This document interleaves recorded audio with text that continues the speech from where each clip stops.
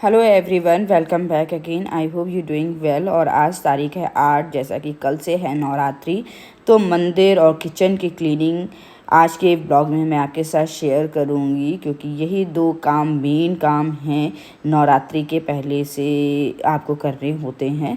तो आज मैंने मंदिर क्लीनिंग का लिया कि पहले मंदिर क्लीन कर लूँ। तो सबसे पहले जाला वगैरह तो वैसे भी मैं नहीं लगने देती हूँ, और ये वैक्यूम से जो किनारों पे छोटे छोटे से जाले जैसे नहीं बन जाते हैं, तो मैंने सोचा एक बार वैक्यूम क्लीनर से उसे अच्छे से साफ़ हो जाते हैं, उसे जालों को अच्छे से सक कर लेता है। तो यहाँ वैक्यूम से मैं अच्छे से पूरे मंदिर के जाले साफ़ कर लूँगी, फिर उसके बाद डस्टिंग करूँगी। और ये पुरानी बंधनवार है, इसे निकाल के अब हटेगी और दोबारा नई बंधनवार इसकी जगह पे आ जाएगी। तो मंदिर क्लीनिंग देखिए, नवरात्रि हो या कोई तीज त्यौहार हो, मंदिर की पूरी डीप क्लीनिंग तो होती ही होती है। हर दूसरे महीने मुझे लगता है डीप क्लीनिंग हो जाती है हम लोगों की, क्योंकि नवरात्रि फिर होली में की थी मंदिर की सफाई, नवरात्रि आ गई, दिवाली आ गई, तो बीच बीच में सफाई करनी रहती है। वैसे मंदिर मेरा वाइट है, तो पता भी चलता है। और कुछ कुछ मैंने नोटिस किया है, जैसे हम लोग धूप बत्ती दिया और ये कपूर अपना जलाते हैं, तो ये वाइट जो है ना, इस पे एक लेयर से जम जाती है। वो दिखती तो नहीं है, लेकिन इसका वाइट से थोड़ा सा पीला सा होने लगता है।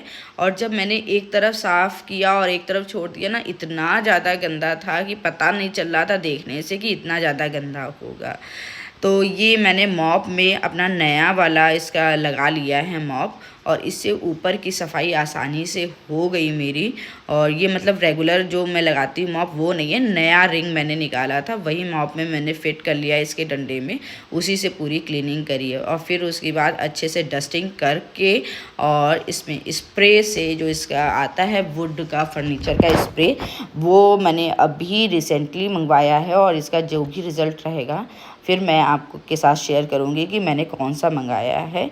इससे कहते हैं लेमिनेट की चमक अच्छे से बनी रहती है, कोई मतलब हार्ड नहीं रहता है, तो उसी से मैंने अच्छे से इसे स्प्रे कर लिया है। और बीच बीच में भी ये जो जाली लगी हुई ना ओम की, उसमें भी थे थोड़ा थोड़ा मुझे धूल दिखी, जिसे साफ़ करना मुश्किल था, तो मैं वैक्यूम से ही इसे भी साफ़ करती हूँ।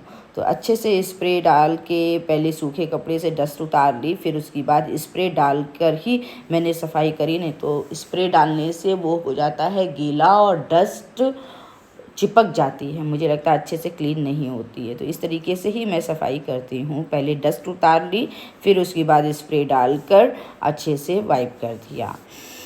अब मंदिर की सफाई हो गई, बारी थी किचन की, क्योंकि दोनों ही काम मुझे आज करने थे। हस्बैंड और बड़ी बेटी गई हैं लखनऊ किसी काम की वजह से, तो मैं और आशी थे। आशी भी आज स्कूल गई नहीं, क्योंकि उसके पापा ही छोड़ने जाते हैं, तो आज पापा उसके बहुत जल्दी निकल गए थे।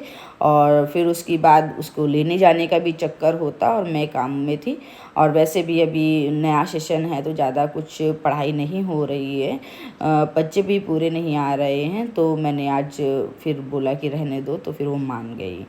तो यहाँ पर मैंने शुरुआत करी है किचन की, इस तरफ से जहाँ से मेरे किचन की होती है शुरुआत। तो सबसे पहले ये जितने भी इलेक्ट्रॉनिक अप्लायंसेस थे इलेक्ट्रॉनिक, तो उन्हें अच्छे से हटा कर क्लीन करा मैंने, क्योंकि इनकी भी सफाई बहुत ज़्यादा ज़रूरी रहती है। और बीच बीच में वैसे तो ये रेगुलर यूज़ नहीं होते हैं, लेकिन फिर भी साफ़ सुथरा करना तो इनको रहते ही रहता है।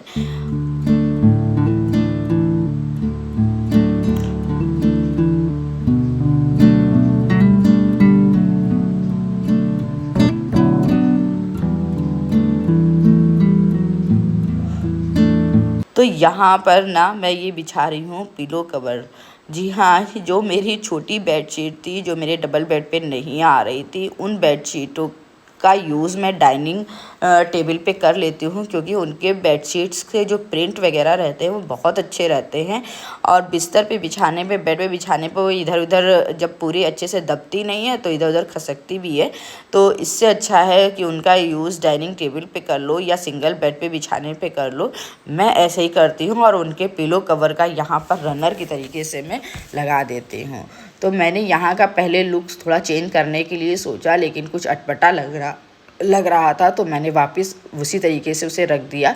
और ये जो शोकेस जैसा बना हुआ है 3 प्लैंक का, तो इसे भी अच्छी तरीके से मैंने साफ़ कर दिया। इधर रखे थे कुछ, मैंने फ्रेम रखवाए थे, और ये मेरे फादर इन लॉ की फ़ोटो है जो यहीं पर रखी रहती है हमेशा। और जो भी हम लोगों को दिया बत्ती करनी होती है तो यहीं पर हम लोग कर देते हैं। और ये दिशा भी ठीक है, दक्षिण दिशा है, तो उसी हिसाब से मैंने यहाँ पर प्लेस कराया है। और सारा नीचे की जो भी मतलब उधर साइड की क्रॉकरी यूनिट की पूरी क्लीनिंग अच्छे से मैंने कर दिया। बारी आई नीचे की कैबिनेट की, तो फटाफट ये नीचे की कैबिनेट मैं साफ़ कर लूँगी। और इस तरीके की मैट्स मैं बिछा कर रखती हूँ, जिससे क्लीनिंग करना बहुत आसान हो जाता है, ज़्यादा गंदगी नहीं रहती है। तो ये मैट हटाकर अब कुछ में मैंने मैट बिछाया था, क्योंकि जब मैंने किचन में अपना मतलब सारा सामान सेट करा था, जब मैं यहाँ शिफ्ट हुई थी, तो 3 रोल मैंने मंगवाए थे, जिसमें कि एक 2 रोल मुझे मिले और एक रोल पता नहीं कहाँ गायब हो गया। तो तब से मैं मंगवा भी नहीं पाई हूँ। तो मैंने कुछ में बिछाए और कुछ में नहीं बिछे हैं। तो अभी मैं एक ही रोल में इसे कट करके, जैसे भी हो रहा है ना, एडजस्ट कर रही हूँ कि बिछा दूँ, और जब मैं लेके आऊँगी तब प्रॉपर मैं बिछाऊँगी सही से। तो इसी तरीके से मैंने सब पे मैट लगा दी है। ये वाली एंटी स्किप मैट है और बहुत अच्छा रहता है इसे लगाने। जिस कैबिनेट में नहीं लगी थी उसमें भी मैंने लगा दिया, और जिसमें लगी थी तो उसमें भी वापस उसे साफ़ करके क्लीन करके अच्छे से लगा दिया मैंने। और ये रही गैस के नीचे की जो 2 कैबिनेट होती हैं ना, वो बहुत ही ज़्यादा गंदी होती हैं। एक तो ये स्पैचुला रखने की, और एक अभी मैं आपके साथ शेयर करूँगी मसाला वाली रैक। ये 2 कैबिनेट जो गैस के नीचे होती हैं वो बहुत ज़्यादा मेस फैला रहता है।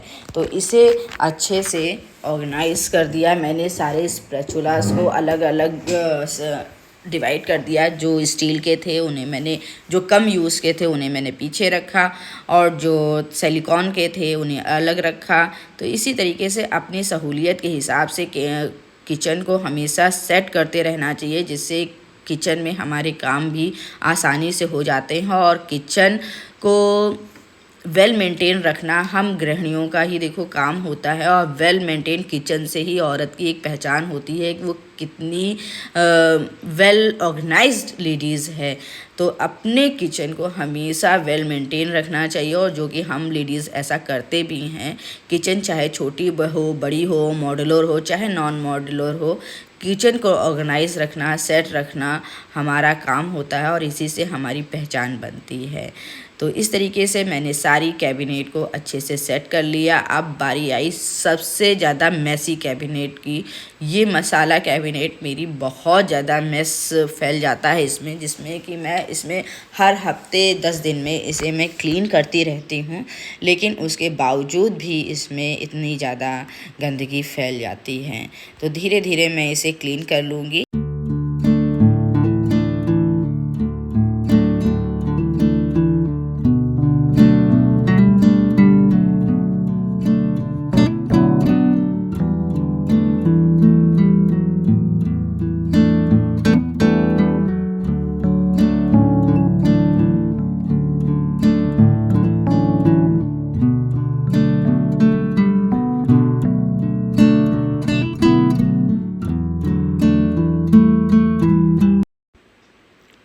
तो इस बार मैंने इस कैबिनेट में डबल लेयरिंग कर दी है। सबसे पहले ये पन्नी मैंने लगा दी, मेरे पास रखी थी, इसमें मैंने कंटेनर मंगवाए थे, तो वो पन्नी काफ़ी अच्छी थी, तो उसे संभाल के मैंने रखा था, और आज ये इस्तेमाल हो गई।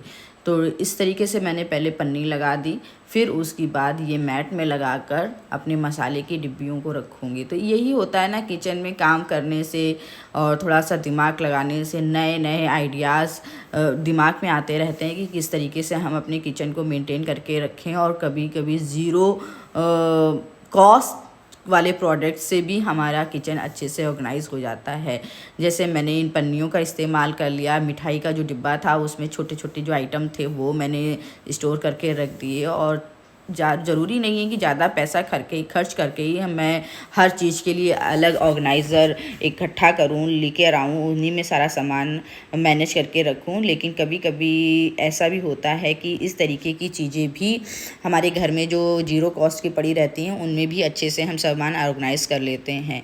और ये आया था नवरात्रि का कुछ सामान, जिसमें कुट्टू का आटा, साबुन दाना, मूँगफली के दाने, मखाने, ये सारे आइटम आए थे जिसे मैं स्टोर करके रख दूँगी क्योंकि नवरात्रि हैं तो ये सब चीज़ें को ज़रूरत पड़ेगी, तो इसे मैं आगे ही रख दूँगी। वैसे व्रत वाला सेक्शन मेरा ऊपर है क्योंकि ज़्यादा ज़रूरत नहीं पड़ती, लेकिन उनके कंटेनर वगैरह अलग ही रखे रहते हैं। तो अब भी मैं नीचे वाली कैबिनेट में इसे अच्छे से शिफ्ट करके लगा लूँगी ताकि 9 दिन मुझे ऊपर नीचे ना करना पड़े। और मेरे पास सीढ़ी नहीं है, जो लेडर आती है वो नहीं है, वो उसे लेना बहुत ज़्यादा ज़रूरी है क्योंकि ऊपर की जितनी भी कैबिनेट हैं उन्हें मैं हमेशा चेयर वगैरह या स्टूल लगाकर इस्तेमाल करती हूँ। उन्हें क्लीन करना या उस पर से सामान निकालना, ये सारा काम मैं चेयर के ऊपर चढ़कर करती हूँ, जो बिल्कुल रिस्की है। कभी भी पैर स्लिप हो सकता है इससे और चोट भी लग सकती है, तो वो बहुत ज़रूरी है। तो सबसे पहले मेरी हिट लिस्ट में वही है, घर का कोई भी सामान आएगा तो मुझे वो पहले लेना है। और इसी के साथ मैंने दूध भी चढ़ा दिया जिससे बनेगा माता रानी का भोग। और अभी बस ये सारा साफ़ करने के बाद में मैं लगाऊंगी झाड़ू। और आशी भी आज मेरी क्लीनिंग में हेल्प कर रही है पूरी। स्कूल नहीं गई लेकिन फिर भी इसने छोटे छोटे कामों में काफ़ी मेरी मदद करी। तो काफ़ी सारा समय हो गया था। आशी को तो मैंने नाश्ता करा दिया था और खाना की भी कोई इतनी ज़्यादा टेंशन थी नहीं। जो भी ये खाएगी तो सब्ज़ी रखी हुई थी तो एक दो रोटी मतलब सिक जाएगी।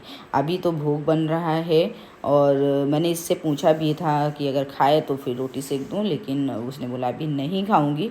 तो मैंने ये दूध चढ़ा दिया, धीरे धीरे ये मावा बनेगा। फिर उसके बाद मैं इसके पेड़े बना के रख लूँगी जो कि मुझे मतलब भोग लगाने में काम में आएगा। तो क्लीनिंग बस कर रही हूँ, इसके बाद मैं जाऊँगी नहाने। और बिल्कुल स्लो फ्लेम में मैंने गैस को कर दिया है और ताकि हमारा मावा भी ना जले और आराम से होता रहे। और ये कढ़ाई की ग्रेनाइट की कढ़ाई की यही एक खासियत है कि इसमें कोई भी सामान जलता नहीं है, बहुत अच्छे से मावा वगैरह बन जाता है। आप उसके साथ साथ दूसरे भी काम कर लें।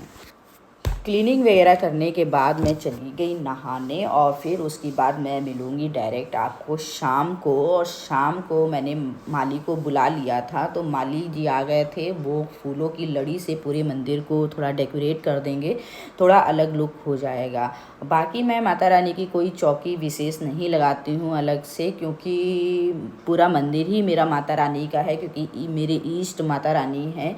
तो बस थोड़ा सा आसन में डिफरेंस करती हूँ, थोड़ा अलग सी चौकी थोड़ा लगा के उनका ऊंचा आसन बना देती हूँ और यहीं पर कलश वगैरह स्थापित करके मैं अपनी पूजा करती हूँ।